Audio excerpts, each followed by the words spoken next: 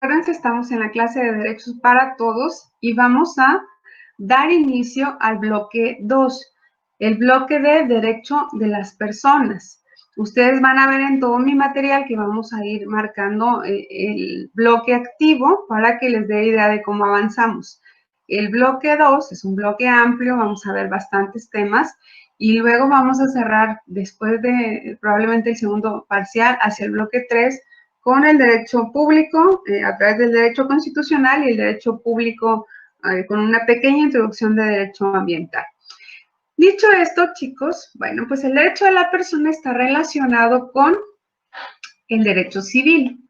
¿Se acuerdan? Veíamos las ramas del derecho, decíamos el derecho es un todo, es una ciencia compleja que aborda muchos temas porque está en la vida diaria de las personas, es una herramienta que nos ayuda a relacionarnos, interactuar dentro de un grupo y a ver la diversidad y a ver y aceptar los derechos de todos y a tratar de vivir en forma de armonía y en la que crezcamos como personas, ¿no? En estas posibilidades.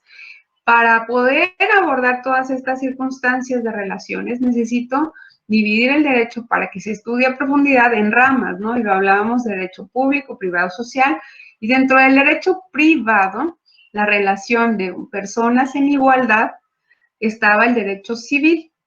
Es el derecho que vamos a conocer. Y decimos, el derecho civil determina consecuencias respecto de hechos y actos en una cuestión de interacción de la vida humana con personas y sus semejantes y con las personas y las cosas. En este caso vamos a analizar los elementos. Acuérdense, los conceptos no son para aprenderse de memoria. Yo puedo hacer mi propio concepto cuando entiendo los elementos. Entonces decimos, la función del derecho civil es ir viendo los derechos y las consecuencias de hechos y de actos jurídicos. ¿Alguien sabe qué es un hecho jurídico o un acto jurídico? No pasa nada si no lo sabemos explicar bien, no pasa nada, solo es importante participar. ¿Alguien lo sabe? Bueno, pues un hecho jurídico, jóvenes, es aquella circunstancia que sucede aun cuando yo no lo tenga planeado. Por ejemplo, vivir. Alguien que nace, yo no puedo en condiciones naturales decir cuándo va a suceder. Morir tampoco, en condiciones naturales tampoco lo voy a saber, si no sería terrible vivir así, ¿no? Cuando ya no surgen los causas naturales, pues sí, pero ya son actos jurídicos, ya no son hechos. Les puedo explicar, ¿no? Un hecho jurídico, cuando yo le digo que nacer es un hecho jurídico es porque cuando uno va a tener un hijo, pues no sabe si van a ser a la 1, a las 2, el jueves 3 o el domingo siguiente o va a salir antes el menor, o sea, y llegas al momento que sucede y punto. Y naces en donde te toca nacer, no sé, les platico, una amiga mía tenía pagado su parto en El Paso, y ahí va a fecha muy cercana y su hijo decidió ser mexicano y nació una semana antes y ella ya no se pudo mover. Y entonces son hechos jurídicos. Y esa circunstancia le importan al derecho porque traen consecuencias. Y por eso ciertos hechos van a estarse estudiando dentro del derecho civil. No todos los hechos, comer, sentarse, moverse, pues no son tan necesarios para saberse dentro del derecho, pero algunos otros sí. Los actos jurídicos, en contrario, sí existen a voluntad de las personas, como por ejemplo casarse, divorciarse, contratar, obligarse a cosas. Ahí no es algo que sucedió por suceder. Ahí yo planeé para que sucediera y las consecuencias generalmente las conozco, y si no las conozco, de todos modos existen porque ese acto está regulado. Les digo, en esa distinción, los dos le importan al derecho, pero en algunos está mi voluntad y mi previsión de que sucediera y en otros no. Y me puede decir, maestra, por ejemplo, hay veces que se puede planear el nacimiento de un menor, sí, pero no es lo natural, ¿no? Yo tuve a mi hijo en una cesárea, me dijeron, vengo un miércoles, no recuerdo perfecto, y luego él nació un jueves, y ahí está, ahí lo planeamos, qué día nació. Pero en un hecho natural, en un hecho jurídico natural, yo no hubiera sabido cuándo iba a suceder, me hubieran dado un estimado. La gente, cuando muere de forma natural, pues no lo sabe. La persona que comete un ilícito de homicidio y tiene la intención de cometerlo, pues le tiene marcado una fecha a alguien, ¿no? Y eso ya no es un hecho natural, es un acto jurídico con consecuencias.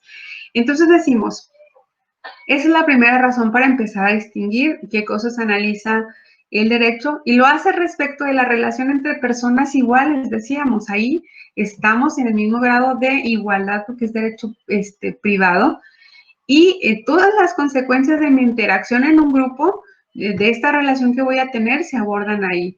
Desde nacer, la cuestión de alimentos, la cuestión de que mis papás me provean de comida, de educación, etcétera. Cuando yo decido casarme, cuando yo decido vender, todas esas relaciones las voy abordando. Pero también aquellas que tienen que ver con cosas. ¿Qué son las cosas? Bueno, pues le adelanto poquito porque lo vamos a ver en particular. Pues las cosas están, usted las identifica como su teléfono, su computadora, ¿no? Todo este conjunto de bienes.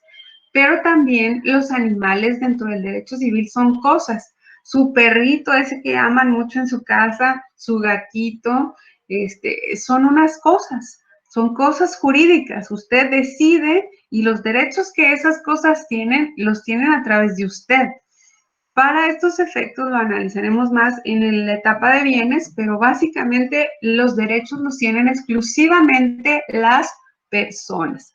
Y me va a decir, maestra, pues si hay una ley de protección de animales, si hay una ley de protección de recursos naturales, sí, tiene toda la razón, pero no significa que el perrito va a ir a exigir sus derechos o va a ir a poner una demanda, una denuncia. Se hace a través de la persona que lo debe de proteger o que tiene la titularidad de su propiedad. Y se regula, pues, buscando que sean protegidos esos bienes que tenemos, ¿no? Entonces, espero que con esto, pues, le dé claridad a estos primeros conceptos. El derecho civil, jóvenes, se aborda en 5 partes que son distintas y que tienen cada uno un propósito. La primera parte nos deja claridad de quiénes son las personas y quiénes son sus atributos y la cuestión de sus capacidades. La siguiente parte habla de la familia, esta interacción que tenemos en un grupo, en un núcleo social que nos trae consecuencias y obligaciones, que nos liga en ocasiones a prohibiciones, ¿no? ¿Hasta cuándo me puedo casar con alguien que conozco que es muy cercano a mi familia? ¿Con quién no me puedo casar? Etcétera. Los bienes, les decía, las cosas, ¿no? Hay cosas públicas, hay cosas privadas, hay cosas ejidales, hay diferentes clasificaciones que vamos a conocer que nos va a permitir ver el poder que tenemos respecto de esas cosas y también las consecuencias. Si usted tiene un perrito que no lo cuidó bien, se le suelta o muerde un menor, pues va a tener una consecuencia jurídica esa circunstancia de su falta de cuidado, ¿no? Pagar la consulta médica y demás. Decimos, vamos a abordar también dentro del derecho civil la sucesión. Es un tema interesante que no se abordaba en esta materia el año pasado, pero se incluyó, aunque sea de forma muy breve, y es importante hacerlo. Porque, como decíamos, los hechos jurídicos como la muerte traen consecuencias, ¿no? ¿Quién se queda con las cosas cuando alguien fallece, cuando no se deja estipulado y cuando en ocasiones se deja estipulado, pero las partes no están de acuerdo porque a veces dicen, no, si la persona ya estaba muy mal, ya no sabía ni qué firmaba, o lo llevó tal o cual y lo hicieron firmar algo que él no quería o ella. Entonces es todo un proceso complicado. A veces la parte del derecho civil, personalmente se los comento, a veces es un poquito desagradable porque las personas de un núcleo muy cercano, el más básico, que es una familia, se pelea por el mueblecito que ya no tiene pata y todos se amaban hasta el momento de un testamento o de un divorcio, ¿no? Entonces son circunstancias que se pueden hacer más complicadas cuando no utilizamos el derecho y las herramientas con tiempo para que quede claridad en nuestras cosas, ¿no? Entonces, si usted puede determinar con toda prontitud y posibilidad qué cosas de sus propiedades quedan con cada quien o en cada dónde, pues va a ser mejor y va a dejar esto más fluido después, cuando usted ya no tenga que estar aquí. Les hago el anuncio, lo voy a poner ahí en los avisos. Septiembre es el mes del testamento y ahorita estaba viendo una noticia en la mañana donde se menciona que se va a extender el costo que se ofrece en septiembre para el resto de lo que queda del año, que es un costo muy, muy, muy bajo, va a estar cerrando en unos 400 pesos, son 300 no sé cuánto, que en comparación a acudir a un notario, jóvenes, es súper distinto. Les platico, no sé, una de mis tías fue al notario, le cobraron creo que como 5,000 pesos y créanme que no, pues no estamos hablando de bienes muy cuantiosos. Y otros de mis tíos, yo les ofrecí que fueran a hacerlo de esta manera y ellos pagaron el año pasado 800. Entonces, es una gran diferencia. Este año, para tratar de apoyar aún más, se redujo a la mitad del costo y va a quedar en 400. Entonces, yo luego le voy a explicar un poquito más de los testamentos, pero no quiero dejar pasar un día porque luego se llena y mis tíos que lo estuvimos planeando el año pasado, les tocó pagar y les tocó fecha para irlo a entregar hasta noviembre, ¿no? Entonces, lo importante es que en septiembre tengamos nuestra cita, hagamos el pago y usted me dirá, maestra, o sea, yo tengo 18, 19 años, estoy muy joven, ni siquiera tengo cosas. Pues no, pero acuérdense que la información debe correr, usted debe pensar en su grupo, en las personas en las que puede apoyar y estas cosas las debemos de ir difundiendo para aquellos que no tengan la posibilidad como usted de estar aquí aprendiendo o compartiendo información, también la conozcan, ¿no?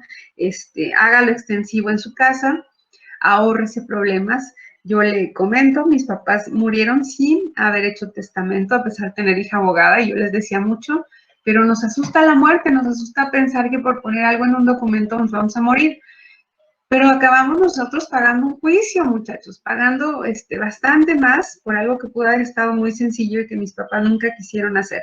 Yo le recomiendo, hable con su familia, un pariente que vea que esté en esta situación y coméntelo, aproveche esta fecha. Y finalmente vamos a cerrar con la última parte del derecho civil, decimos las obligaciones. Yo como persona me puedo obligar a cumplir algo o yo puedo como dueño de un bien obligarlo o ponerle una carga a ese bien a través de un contrato u otras circunstancias. Y las consecuencias o las formas en las cuales yo me puedo obligar las regula el derecho civil y usted las va a conocer en este bloque.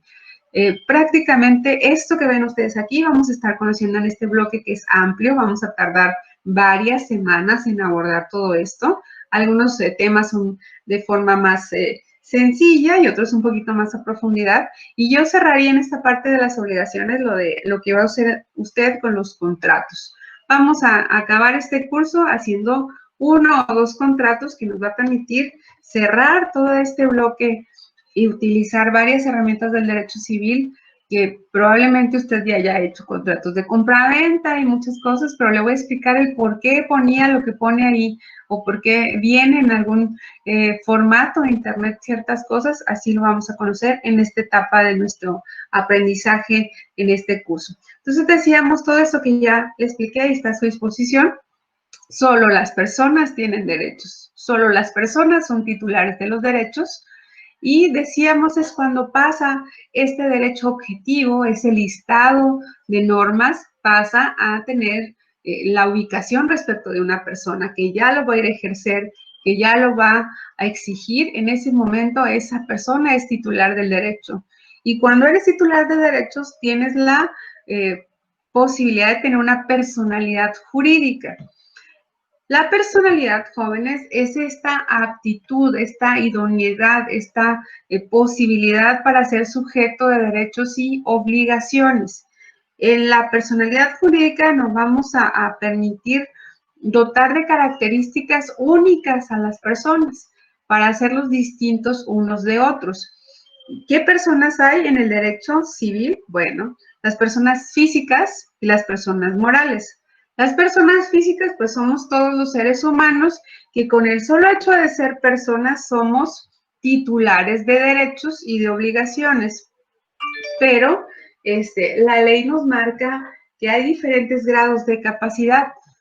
La veremos al final, capacidad de goce y capacidad de ejercicio. Pero básicamente le digo que capacidad de goce tenemos todas las personas por el hecho de serlo, pero de ejercicio solo aquellas que reunimos ciertos requisitos como la mayoría de edad.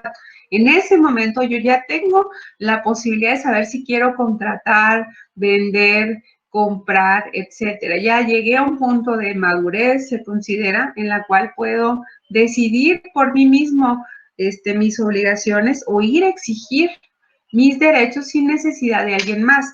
Cuando solo tengo capacidad de goce, por ejemplo, en el caso de mi hijo de 8 años, pues si algo necesita él, lo tengo que buscar yo, que sí tengo capacidad de ejercicio, y proveérselo, ir a que le respeten sus derechos, ir a contratar por él si fuera necesario.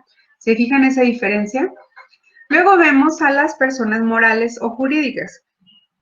Estas personas que reconocen derechos son un conjunto de personas que se unen para crear a una persona nueva, una persona moral que es distinta a ellos, que tiene un nombre diferente, que tiene un patrimonio diferente, que tenga un domicilio probablemente diferente y que va a ser creada con un fin o un propósito particular, que va a ser lícito y posible. No voy a hacer una asociación para dedicarnos al robo o a la delincuencia organizada. No quiere decir que no las haya, ¿no? Y a veces están más organizadas y más bien estructuradas que muchas empresas de varios de nosotros que somos emprendedores, pero no están realizando actos lícitos.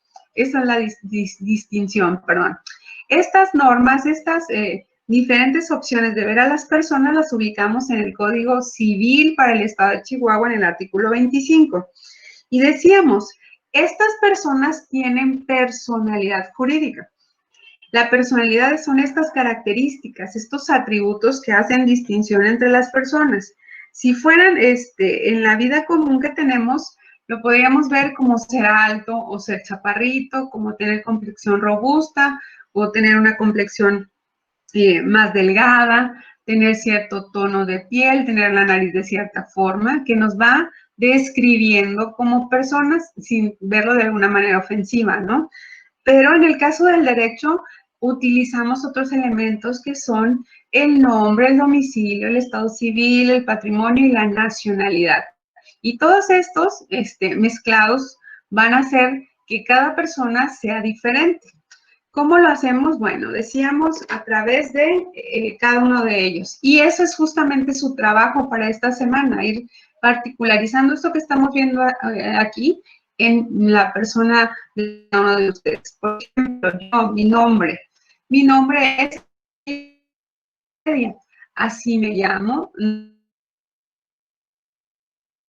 Ya les puede parecer un nombre muy común, pero en mi época no había otra Meli, o sea, y sobre todo porque la maestra es viejita, muchachos.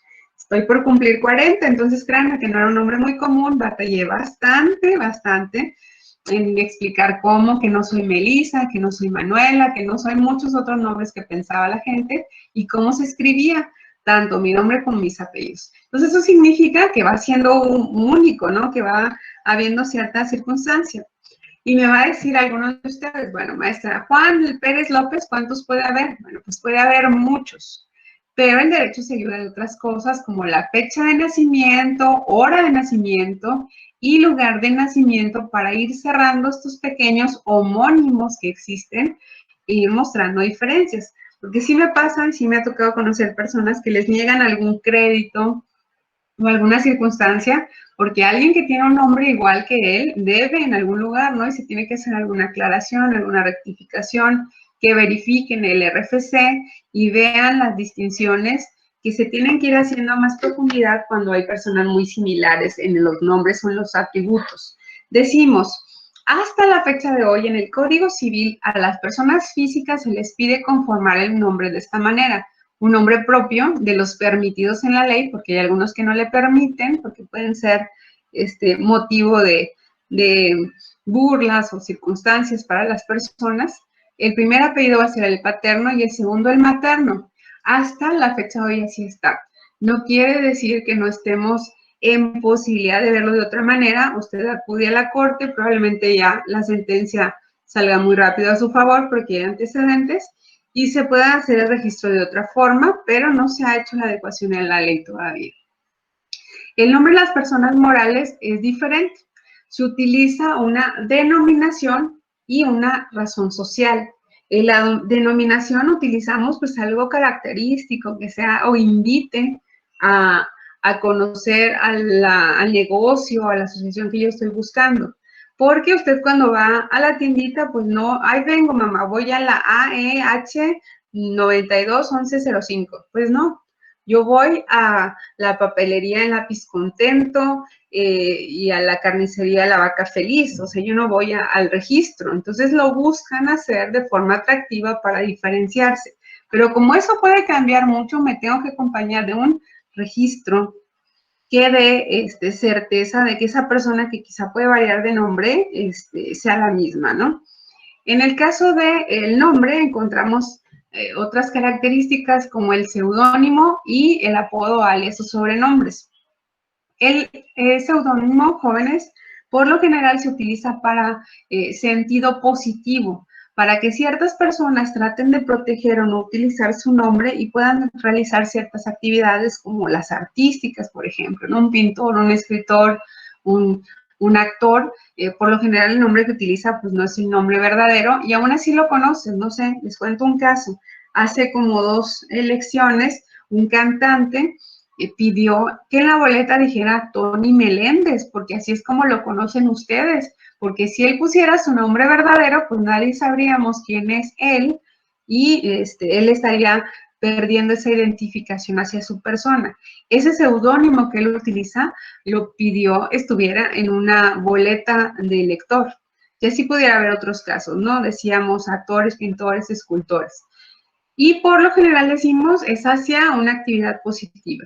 Luego encontramos apodos, alias, sobrenombres que se hacen por lo general en sentido negativo respecto a actividades que están desapegadas a la ley, pero que también nos permiten identificar a las personas. Cuando en alguna ocasión alguien entró a mi casa y se robó la bicicleta y la gente decía, ay, pues sí, es que es el gordo, el que siempre se roba todo aquí en la colonia. Bueno, pues yo no me sé el nombre del gordo, yo no sé cuál es el nombre de su mamá, de su papá, yo no lo ubico, pero a la policía le dices y ellos tienen una idea un poquito más clara de quiénes son cada uno de estos personajes por un apodo, y les digo, por lo general está en sentido negativo. En algunos casos lo ponen ellos para hacer referencia de alguna actividad o acto que realizan, pero pues no es nada que yo les sugiera que tengan, ¿no? En muchas carpetas de investigación, en denuncias ponen María Jiménez, alias la, no sé qué. Entonces no está nada padre, pero también sirve para identificar a las personas. Vamos con el siguiente atributo, el domicilio. El domicilio nos permite la ubicación de las personas y realizar diferentes actos jurídicos como notificaciones y registros para ver si perteneces a un grupo o a otro y qué derechos pudieras tener, ¿no? En caso de estar en un municipio y en otro y en ciertos sectores dentro de un territorio. En el caso de las personas físicas, el domicilio es donde reside la persona, donde ellos pretenden establecerse y desarrollarse. Cuando no se determine con claridad es en donde tenga ubicados sus negocios y si no existe esta ubicación de alguna manera, en donde se encuentre. En algunos casos, sobre todo en cuestiones judiciales, perdón, pues a veces pides que se notifiquen en el trabajo o a veces lo persigues tanto a las personas para el cumplimiento de alguna obligación que buscas que en donde se lo encuentren en la calle lo notifiquen, ¿no? A veces se requiere de ello. Algunas personas, ustedes podrán creer que no tienen domicilio, pero con esto que yo le acabo de decir, el señor que vive abajo del puente, ahí del canal, pues ahí podemos decir que es su domicilio. Muy triste, muy penoso y no son cosas que deberían de suceder, pero ahí está. Si yo lo requiriera para una cuestión de algún caso en donde haya sido testigo o algo así, pues voy a decir el señor que siempre veo abajo del puente. Ah, bueno, pues ya le dije a la autoridad dónde lo puede ubicar. Para eso nos sirve el domicilio. En el caso de las personas morales jóvenes, es donde se establezca su administración. La primera o la más amplia posibilidad es esto. Y es importante que las personas morales mantengan actualizado su domicilio, sobre todo por las multas que en Hacienda esto pudiera generar cuando se hacen las revisiones y usted puso como el espacio de administración tal parte y resulta que nunca está, pues le va a llegar una multa, ¿no? Y está en constante verificación. La verdad, las cuestiones de Hacienda y de dinero, pues es de lo más rápido, ¿no? decimos, hay diferentes especies de domicilio. Se los voy a explicar brevemente para que les sirva para su trabajo. Hay un primer domicilio que es el voluntario, es aquel domicilio en donde yo decido que voy a establecerme, voy a descansar, voy a tener mis propósitos de vida cotidiana. Y yo puedo decidir en qué momento me cambio de ahí. Hay personas que no pueden hacer esto. Mi hijo de 8 años no puede decidir libremente en dónde va a vivir porque no tiene capacidad de ejercicio para así hacerlo. Usted antes de ser mayor de edad no podía decidir en dónde vivir. Ahorita ya usted si puede tomar la decisión, pues puede cambiarse cuando así lo decida y económicamente lo puede hacer. Hay un domicilio legal cuando la ley nos marca un domicilio o para ciertos actos nosotros lo decidimos. Por ejemplo, lo que les acabo de decir, mi hijo de 8 años tiene por ley que vivir en donde estamos nosotros, sus padres. O en el caso de alguna cuestión de algún divorcio, en donde se determinó que va a vivir de lunes a viernes y el sábado de dónde va a vivir, ¿no? Lo marca una ley, lo marca un proceso legal. Y también hay casos, sobre todo nosotros que nos dedicamos al derecho, en donde las personas utilizan como domicilio legal los despachos para ciertos actos, ¿no? Ahí se marca. Para efectos de notificaciones, notifíquese en la dirección fulanita de tal. Esos domicilios son de los abogados, pero los voy a utilizar para ciertos procesos jurídicos y el cumplimiento de alguna obligación o la búsqueda de algún derecho. Y finalmente el domicilio convencional, que lo determino para el cumplimiento de una obligación específica. Se cumple la obligación y ya, no existe el domicilio. Ejemplo, si no estuviéramos en pandemia, les diría esto, siempre lo digo.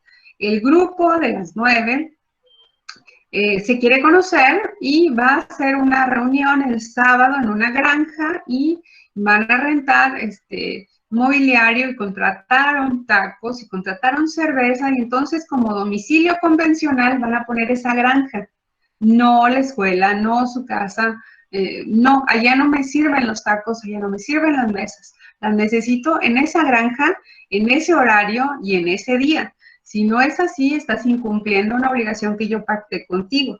¿Se fijan? Una vez que se cumplió eso, pues ya, la granja ya ni es su domicilio voluntario ni es su domicilio legal y ya se cumplió el propósito, que luego veremos si es una obligación, o no se cumplió y usted se puede quejar de que nunca llegaron, ¿no?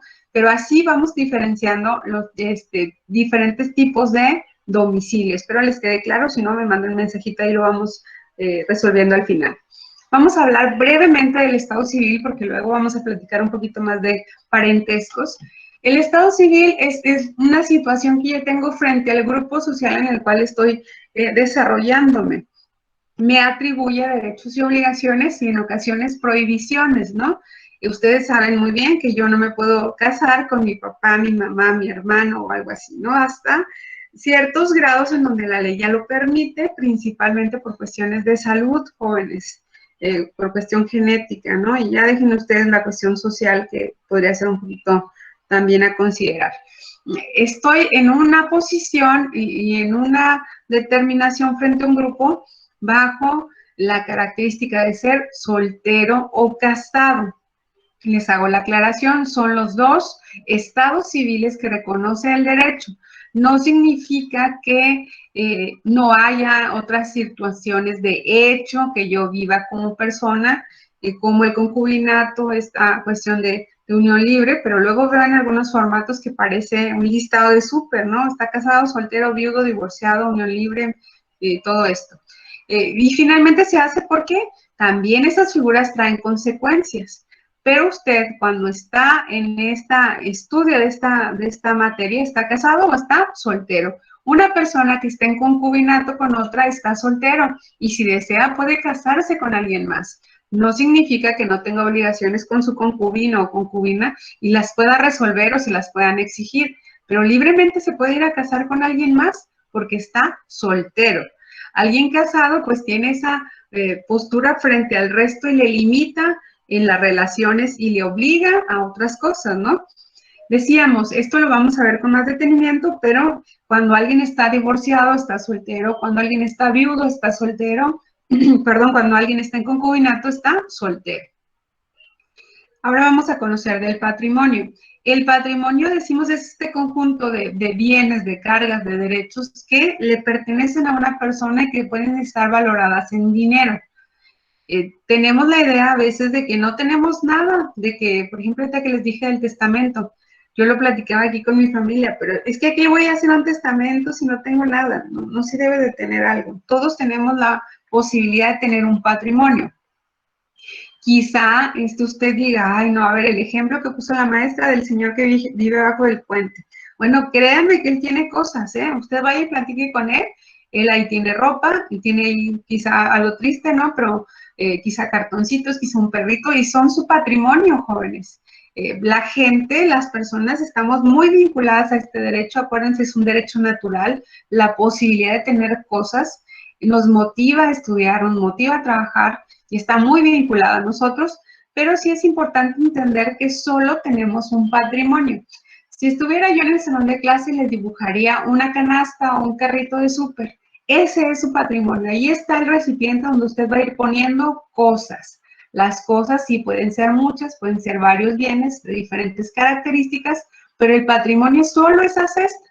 Se puede llenar, se puede vaciar, pero ahí está mi opción de tener cosas como derecho humano, que está inseparable a mí como persona. ¿Cómo puede ir cambiando? Bueno, pues con compraventas, con donaciones, con pérdidas, puedo irlo aumentando o disminuyendo, pero sí tengo esa posibilidad. Acuérdense que antes no estaban reconocidos todos los derechos y a veces las mujeres para poder tener cosas tenían que estar casadas o tenían que estar a nombre de sus maridos o de sus padres. O había momentos en los cuales algunos hombres y mujeres no tenían la posibilidad de tener patrimonio porque se les consideraba cosas. Entonces, como les digo, es parte de nuestros derechos. Dentro de esta opción hay una posibilidad que se llama patrimonio de familia, en la cual ciertos bienes puedo destinarlos a mis obligaciones respecto de los miembros de mi familia. O sea, un ejemplo, si yo tengo 2 casas y quiero poner una a patrimonio familiar porque tengo un negocio de riesgo, si pierdo todo, la casa en la que vivo y determiné como patrimonio familiar no la voy a perder. Pero también tiene sus consecuencias. Si yo viera la urgencia de vender, no la puedo vender porque está determinada como patrimonio de la familia. Mis suegros tenían una casa en patrimonio familiar y luego ya que sus hijos crecieron, ya hasta tenían nietos, querían vender esa casa y no podían hasta que hicieron un juicio para sacarle patrimonio familiar y ya poderla poner a la venta, ¿no? Tiene sus ventajas y sus consecuencias, así que no es algo que yo le recomiende a todo el mundo hacer. Hablamos finalmente de el atributo. El atributo nos permite vincularnos hacia el Estado como parte de su protección, de su cuidado y como una manera de presentarnos frente a otros grupos de otros espacios territoriales distintos al mío, de otras nacionalidades. Me sirve para hacer un atributo todavía externo a el de mi territorio, ¿no? Y básicamente, jóvenes, se regula en el artículo 30 constitucional, que nos establece que hay nacionalidad mexicana por nacimiento y por naturalización. La nacionalidad por nacimiento es aquella en el cual pues nazco en un territorio considerado mexicano, nazco de padres mexicanos, ya sea de nacimiento o naturalizados, o porque nazco a bordo de una embarcación o una aeronave identificada como mexicana.